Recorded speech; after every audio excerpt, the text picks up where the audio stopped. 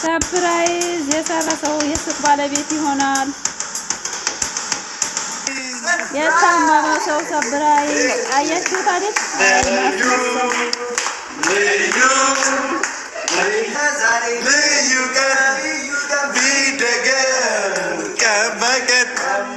የዛሬው ልዩ ቀን ቢደገም ቀን በቀን አንተ ስትክፋት ደስታ ፈቅደህ ይህን ቀን ወደህ ተገኝተህ አንተ እንደሚደርስ እኛ ጠንቅቀን ነው የምናውቀው። በነገራችን ላይ አብርሽና ሩታ ዛሬ የሱቅ ባለቤት ሆነዋል።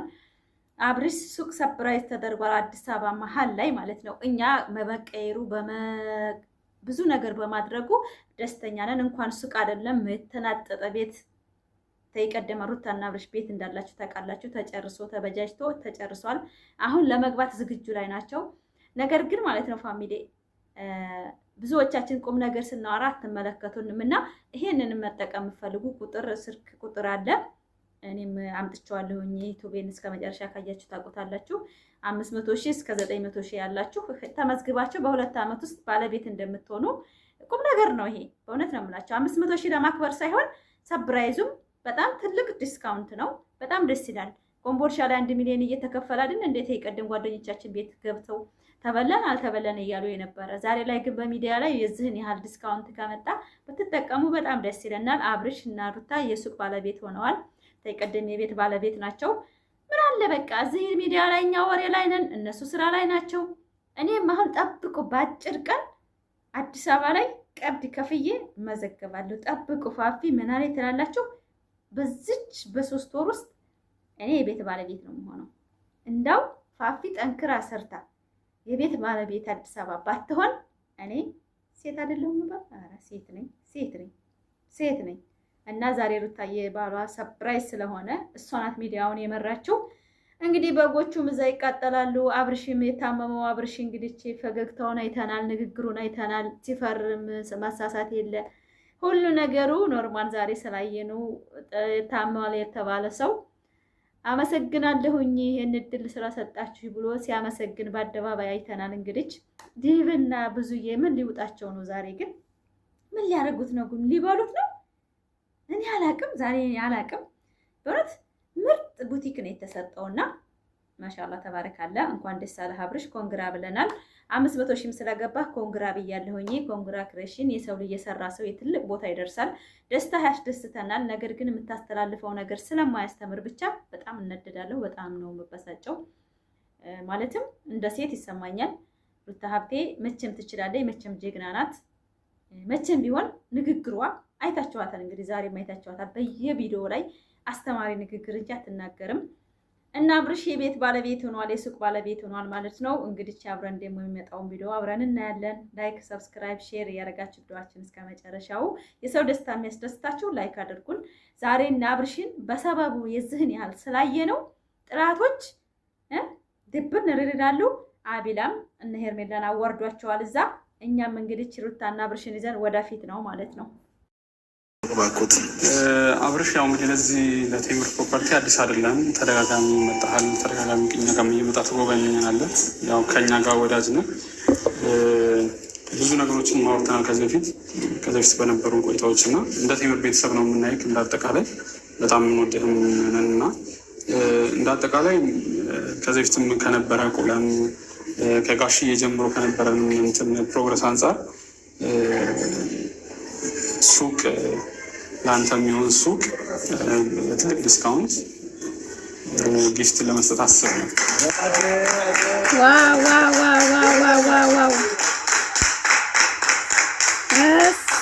ታመመው ሰው አቀፉ። ዋው በጣም ደስ የሚል ነገር ነው እየሰማን ያለ ነው። ሱቅ ባለቤት ሆነሃል። እንኳን ደስ ያለህ። እንደውም አጋጣሚ ሆኖ 500,000 የገባህበት እንትን ስለሆነ ከእሱ ጋር እጥፍ ድርብ ያደርጓል ብዬ አስባለሁ። እንኳን ደስ ያለህ። ስለ አጠቃላይ ስለ ሁኔታዎቹ ስለ ውሉ ደግሞ ቢሮ ታች ወርደን ደግሞ መፈራረም እንችላለን።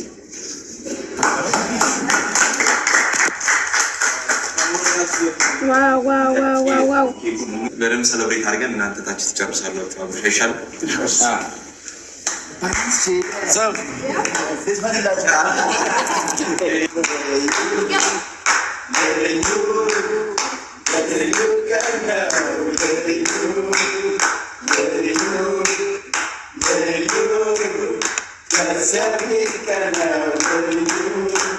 ሰለብሬሽኑን እዚሁ እኛ ብንቀጥል ሜቢ እኛም አንድ 500 ስንደርስ ደግሞ ለእኛ የሚገባስ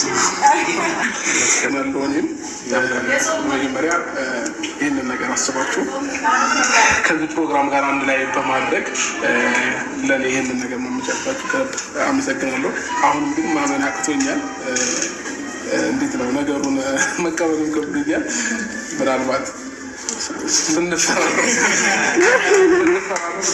ወረቀት የያዘው ነገር የሚባለው እና ታች ወርደን ስላለው ነገር ስለ ኢንፎርሜሽኖቹም አንተንም አይተው ለሚመጡ ሰዎች እንዲሁም አጠቃላይ ደግሞ ምን አይነት ሱቆችንም እንደገዛክ ምን አይነት እንትን እንደሆነ ጀነራል ኢንፎርሜሽን ደግሞ ታች ወርደን ቢሮ ወርደን ሁሉንም እንፈራረማለን። በዛ እዚህ ሜት ይችላለ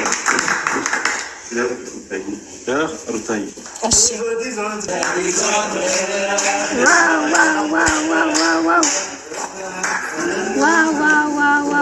በድጋሚ በጣም እናመሰግናለን። እውነት ለመናገር እጅግ በጣም ደስ ብሎናል እና ደግሞ እኔም እያንዳንዱን ነገር በደንብ ማወቅ ስለምፈልግ ሁሉም ነገር ብታስረዳ ብትነግረን ደስ ይለኛል። በጣም አሪፍ። ያው ቅድም እንዳልኳችሁ ቴምር ፕሮፐርቲ አሁን ላይ በደንብ በመኖሪያ ቤቶች እና የንግድ ሱቆችን እየሸጠ ይገኛል። አሁን አብርሽ ካገኘበት የንግድ ሱቅ ስንጀምር ቡልጋሪያ ያለው ሳይታችን ላይ አጅዋ የምንለው ሳይታችን ላይ ነው። ብዙ የካሬ አማራጮች አሉት። የተለያዩ ካሬ አማራጮች እስከ 900 ካሬ ድረስ የሚደርሱ የተለያዩ ካሬ አማራጮች አሉ። ከ11 ካሬ ጀምሮ እስከ 900 ካሬ አማራጮች አሉት እና ትልቅ የንግድ ሞል ነው የሚሆነው። እዛ የንግድ ሞል ላይ ለቢሮ ቢሆን ለንግድ ቢሆን ለሁሉም ነገር እንዲሆን ተደርጎ ነው የተሰራ ያለው እና እጅግ ዘመናዊ የሆነ ሞል ነው የሚሆነው። እንዲሁም በተጨማሪ ገላን አካባቢ ላይ ከ2,500,000 ብር ጀምሮ ሙሉ ክፍያ፣ ቅድመ ክፍያ ከ500,000 ብር ጀምሮ እዛ ላይ የንግድ ሱቆች ይኖሩናል። ሁሉንም ያማከለ ነገር ነው የሚሆነው። እንዲሁም ፒያሳ የተወሰኑ ሱቆች ቀርተውናል። ከዚህ በፊት በደንብ የምናውቀው አካባቢ ነው። ፒያሳ አድዋ 00 ከፍ ብለን ከጊዮርጊስ ቤተክርስቲያን ፊት ለፊት እዛ ላይም ከ20 ካሬ ጀምሮ የንግድ ሱቆች ይኖሩናል። እንዳጠቃላይ ያለው የሱቅ መረጃዎቻችን ይመስላሉ። ቤቶችም ይኖሩናል 100,000 ብር ጀምሮ እዛው ቀሪው በ3 ዓመት ጊዜ ውስጥ ካለምንም ኢንተረስት ካለምንም ወለድ ምንም የተጨማሪ ክፍያ ሳይከፍሉ ማለት ነው ፊክስድ በሆነ ፕራይስ ደንበኞች ከኛ ጋር ዲል ማድረግ ይችላሉ እና መቀመጫ ነች። ከ17 በላይ ኤምባሲ ያለበት አካባቢ ላይ መኖሪያ ቤት ሱቅን ማግኘት ይችላሉ። ለኦፊስም ለቤትም እንደየ ፍሎሮቹ የተለያየ እንትን ይኖራቸዋል። አንተ የወሰድከው ሱቅ እዛው ቡልጋሪያ መብራቱ ጋር የሚገኘው የአፍሪካ ህብረት ማለት ነው። እሱ ላይ ደግሞ ቁጥር ከፈለጋችሁ ያው ፕራይቬት አንተ ለኦፊስ በጣም ፈልጋለ በዚህ አጋጣሚ ከአብርሽ ሱቅ አጠገብ ቶሎ ይህም የተሰጠ ዲስካውንት ምናምን ሳያልቅ ደንበኛ ሆን ይቻላል። በደንብ ከአብርሃም ጎን እንፈልጋለን ካሉ ከአብርሃም ጎን እናደርግላቸዋለን። በቃ እኔም በዚሁ ለምን አንድ ሰው በቀጣይ ያው ቀጣይ ደግሞ ለሩት ሚል ፕሮግራም ጀምር ደስ ይለኛል። እንዲሁም እንግዲህ አብርሽም እንግዲህ የራሱን ሱቅ ይዟል። ጎረቤት መሆን የምትፈልጉ ከሆነ ሱቆቹ ቶሎ ቶሎ ተሽጠው ሳያልቁባችሁ ጎረቤት ሁኑ እንላለን። እኔም በዚሁ አጋጣሚ ካልሆነ አንድ ገዛለሁ።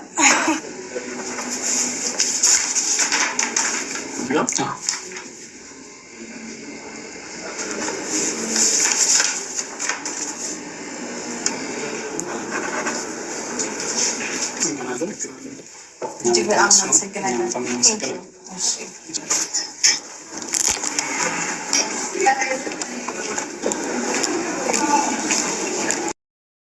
አብርሽ ሰብራይዝ ተደርጓል። የሱቅ ባለቤት ሆኗል። ባለ ሱቅ ብሏል። መሀል አዲስ አበባ ላይ ሱቅ ሰብራይዝ ተደርጓል። ትልቅ ሰብራይዝ ነው። ማሻአላ ተባረካላ። ሰው ተሰራ ተጠንክሮ ከሰራ የትም እንደሚደርስ አይተንበታል። ነገር ግን የሰው ልጅ ራሱን ጥሎ ራሱን አርክሶ ትዳሩን አርክሶ ሚስቱን አርክሶ ልጁን አርክሶ የሰራው ብር እኔ 7 ቢቀር በእውነት ነው የምላችሁ እንደኔ አስተሳሰብ እነሱ ድራማ ነው የሚሰሩት። እነሱ የታመመው ሰው ወይ ነው? እስቲ ቆይ አብርሽ አሁን የምኑ ላይ ነው የታመመው? ምኑ ነው የታመመው? እስቲ ወረቀት ፈረመ አመሰገነ አረ ፋሚሊ እኔ እንደው ሙሉ ቀን እኮ ምን ይፈጠራል ብዬ እንደው ስቃውጣው መዋሌ እኮ ነው። ሳይምሬን ሳስጨናንቅ መዋሌ እኮ ነው። በቃ አብርሽና ሩታ ምን አዲስ ነገር አለ ብዬ ማለት ነው። ሰፕራይዙ ቤት ነው። 500,000 በዛው ተከበረለት። ማሻአላ እኔ በመቀየሩ ደስ ይለኛል። ነገር ግን ሚስትና ልጁን በሚያደርገውና እነዛ አሽቃባጮች ደግሞ አብርሽ ታማል ያሉት አብርሽን ዛሬ በስነ ስርዓት ስላየ ነው። እሺ ደግሞ አሁን ታማል የምትሉበት ምኑ ላይ ነው? አብረን እናያለን። አሰላሙ አለይኩም ወራህመቱላሂ ወበረካቱ። ክርስቲያን ወገኖች ሰላም ሰላም ብያለሁ። እንዴት ናችሁ? ደህና ናችሁ ወይ? ዛሬ የመጣሁት እንግዲህ አብርሽ ሰርፕራይዝ ተደርጓል። ቤት የሱቅ ቦታ አዲስ አበባ መሀል አዲስ አበባ ላይ የሱፐር ማርኬት ትልቁ ማለት ነው ሰርፕራይዝ ተደርጓል። ቅናሽ የፈለጋችሁ ደግሞ እየሄዳችሁ መመዝገብ ትችላላችሁ። ዩቲዩበር ስትሆኑ እንግዲህ አዲስ አበባ መሀል አዲስ አበባ የመኖር መብት አላችሁ ማለት ነው። ከ500,000 እስከ 900,000 ያላችሁ ተመዝግባችሁ በ2 ዓመት ውስጥ ባለቤት እንደምትሆኑ እንግዲህ ተናግረዋል። እኛም እንግዲህ የዛ ባለቤት ለመሆን ተፍ ተፍ ብለን ዩቲዩባችንን ማሳደግ እንዳለብን ይሰማኛል። የሰው ልጅ ልቦናችሁ ነው። ልቦና አደርሳለሁ ካልኩ እዛ ቦታ ላይ እንደምደርስ እርግጠኛ ነኝ። አብርሽ 500,000 ለመድረስ አይታችኋል። የሱ ዩቲዩብ የተጫነ ቪዲዮ፣ ሰውን የማያስተምር ቪዲዮ፣ ጋጠወጥ ቪዲዮ፣ ጋጠወጥ ሴቶች እያመጣ ብዙ መስዋዕት ከፍሏል። ነገር ግን ሩታ ሀብቴ ናት የከፈለችው። የኛ ጀግና ግን ራሷን እንኳን መደብለቅ አልፈለገችም። ለምን? የሰውን ልቦና መግዳት ስለማትፈልግ።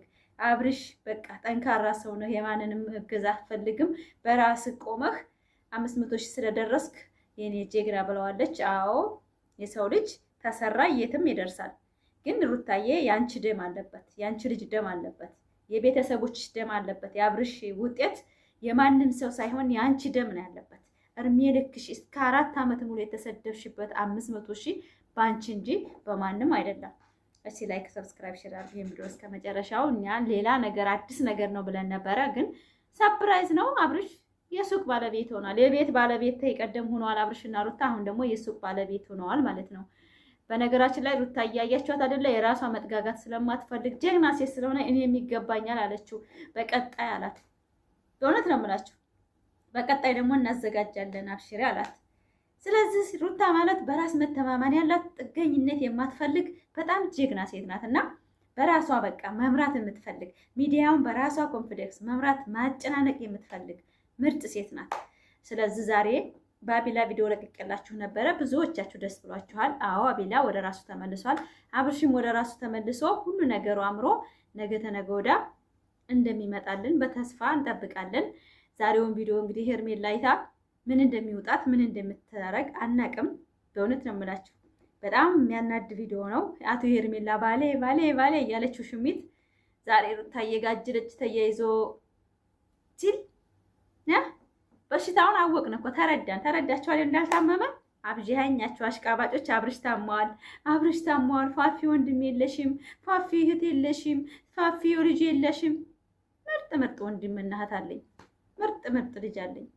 ግን የውሸት በሽታ የድራማ በሽታ እንትን አለው እንዴ? መድኃኒት አለው እንዴ? ይሄው አቢላ እኮ ድራማው ሲበቃው አሽቃብጦ ሁሉ ነገር ሲያስጠላው ከድሮ ፍቅረኛው ሄዶ አሁን እያዘላት እኮ ነው። አያችሁትማ እንደ ለቀኩላችሁን በጊዜ አዘላት እኮ ሶሊያን። ለምን? የመጀመሪያ ፍቅርና የመጀመሪያ ማንነት መቼም አይረሳም። መቼ እየሄደ ትለጥፍበት ነበር፣ ስስማው ነበረ። ወንድ ልጅ የሚያሽቃብጥ ሴት አይወድም። ወንድ ልጅ ስሬት ሴት ይወዳል። ሶሊያን በነገራችን የሴት ባህሪ ያላት አይታችኋት ከሆነ ነብር ናት እንደሩታ። በእውነት ነው የምላችሁ ነብር ሴት ናት። ታስታውቃለች፣ አስተያየቷም ሁሉ ነገሯ ማለት ነው። እነዛ ግምሎች የተገመሉ ወይ ሰውነታቸውን ያስተካክሉ፣ ወይ አለባበሳቸውን ያስተካክሉ፣ ወይ አነጋገር ያስተካክሉ፣ የተሳደቡ በሰው አይዲያ ለመሄድ የሚፈክሩ ዛሬ ላይ እያቸው አይደለ? ውርደት ነው እንትን እያሉ ያሉት። አቢላ ለራሱ ሁላቸውን ያዋረዳቸው። በዛ መደዳ ያሉትን እንደማይፈልጋቸው አሳየን እኮ በአንድ ቪዲዮ። በቃ የመጣውን ነገር ትጋፈጫለሽ፣ እኔ ግን ከወዳ ከጎንሽ ነኝ ብሏታል አቢል ማለት ነው። እና ዛሬ ሩታዬ ባሏን በሰበቡ አስባብ ካለበት ጉድጓድ አውጥታ ሰርፕራይዝ አድርጋለች። ነገ ተነገ ወዲያ ደግሞ ምን እንደሚፈጠር አብረን እናያለን። ደግሞ ታሟል ብለው ወይት እንደሚወስዱት አናቅም። እንግዲህ ይሄ የውሸት በሽታ ዲብና ቡዝዬ በቃ በአደባባይ እኮ ተዋረዱ። አያችሁ አይደለ? የውሸት ድራማቸው 500,000 የገባው በሩታ ደም ነው። እኔ ወደዳችሁም ጠላችሁ